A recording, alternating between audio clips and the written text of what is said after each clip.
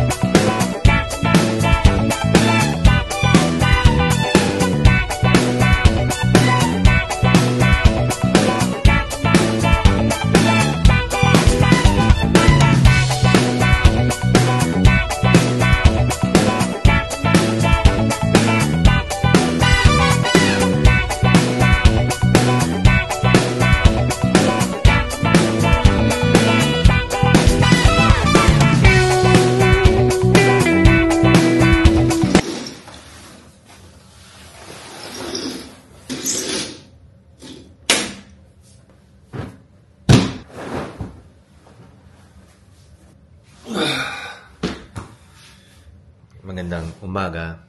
What a beautiful day. Magsistay lang tayo dito sa hotel. Lulubusin na lang natin tong araw na to dito sa Sheraton. Kasi bukas, aalis na tayo. Pupunta na tayo ng Cebu.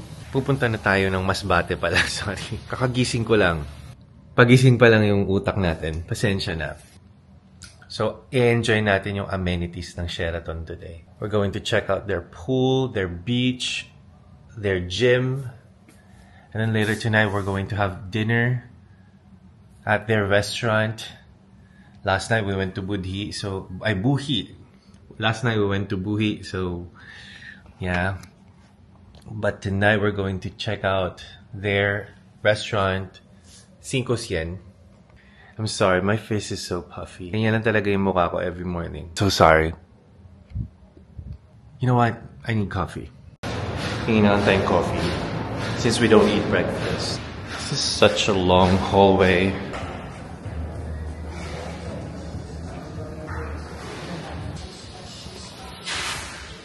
Alright.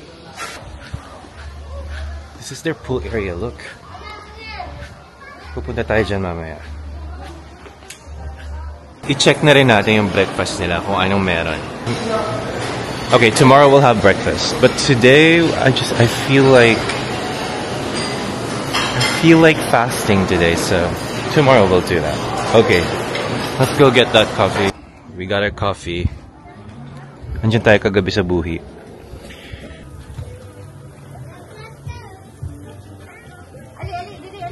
Yung mga long hallways na ganito. Ang creepy, no? Kahit umaga, parang ang creepy pa rin kahit umaga sa akin. Basta mahabang hallway. Basta ang creepy pa rin yan. Kahit may pa-zigzag pa. Parang laging may nakasunod sa likod mo. Parang walang katapusan na hallway. Change lang tayo ng workout outfit natin. And, yeah. Basically today, we don't have a plan, but just to chill, relax, and do whatever.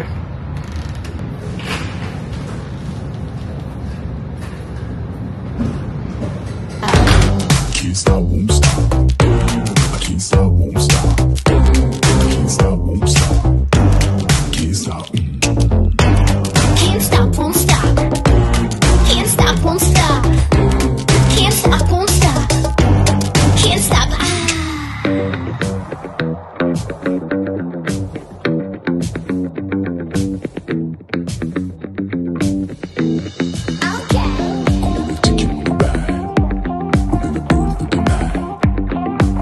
So salty. You sure you can handle? Okay. We can take my Lambo. I'll put on a tight jack. You sure you can handle?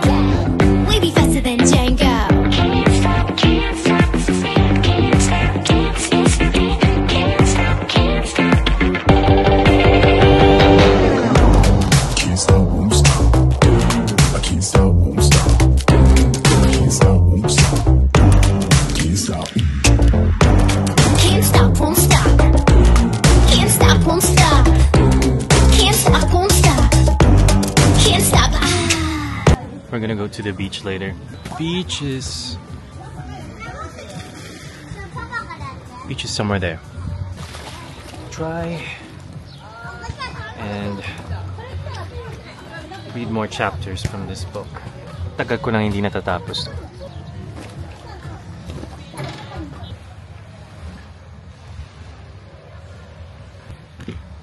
Seriously, what am I doing poolside if I can be on the beach? I wasn't thinking earlier. Sorry about that, my friends. Behind us is the hotel. We got a hammock here. That's where I want to read. Perfection. Yep. This is what I need after a workout.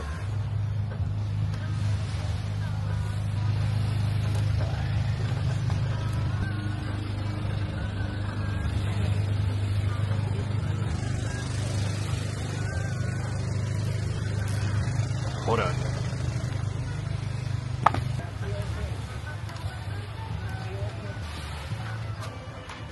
I'm actually going to read the book now, so I'll get back to you guys later.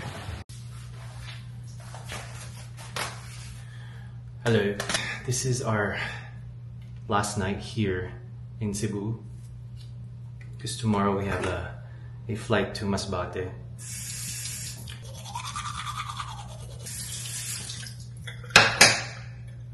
So, wala na kasing flight from Manila to Masbate ngayon. It's either Clark to Masbate or Cebu to Masbate. And so, that's why we're here in Cebu. My father's side is from Masbate. Para mabisita rin yung bahay namin doon. I am looking forward to the seafood. You know how much I love seafood. Yeah, looking forward to that. And also looking forward to the beaches of Masbate, because Masbate has one of the most beautiful beaches in the Philippines, if not the world. So you guys are gonna see that, but not on this video, because we're gonna cut this video into two. Yeah, we have an early flight tomorrow at 8, because today is a Tuesday. Is it a Tuesday? It is a Tuesday. And then on Friday we're going back to Manila. We're flying back to Manila on Friday. Anyhow, I'm gonna shower. Gusto mo sumama? And then dinner. Of course, you're gonna come with me. As always. Okay, we're good. Nag-shave kasi ako kaya had some skin reaction. But it is what it is. We have dinner at their restaurant here.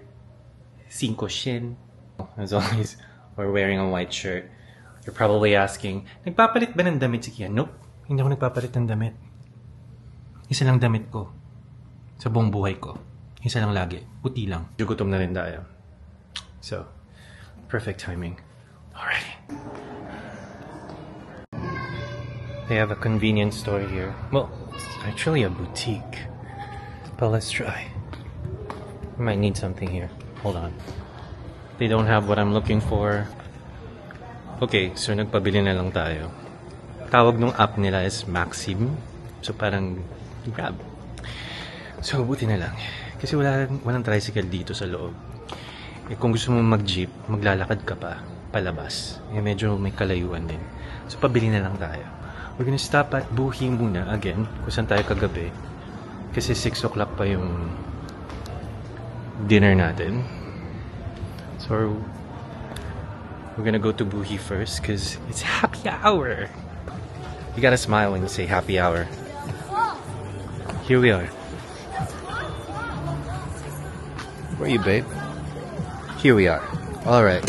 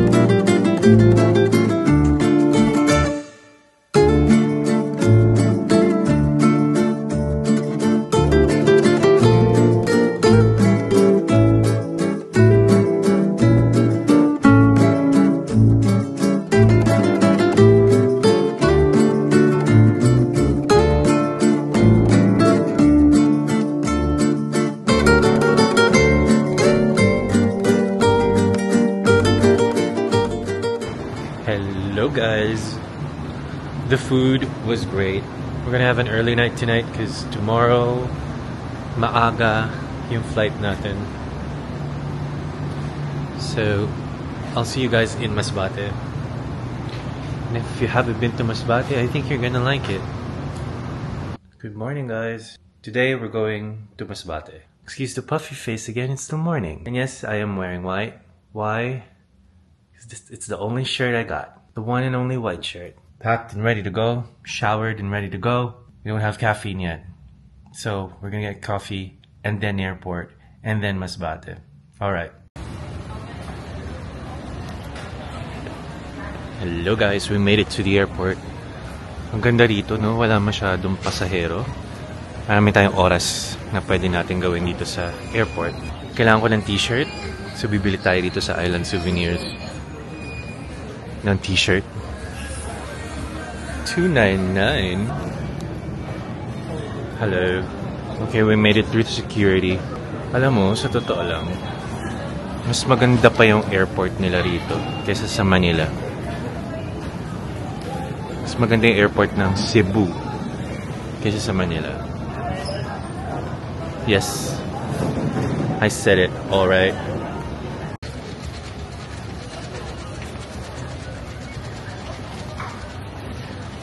Okay, punta lang tayo sa... Hanap lang tayo ng insect repellent kasi yung pupuntahan natin ay puro lamok. So, we need to find an insect repellent. Bakit British si ate?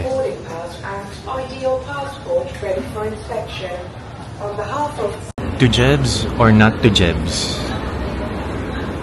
Well, hindi naman ako constipated, pero every time I travel, wala, parang nahihirapan tayo dyan sa part na yan. Too much information.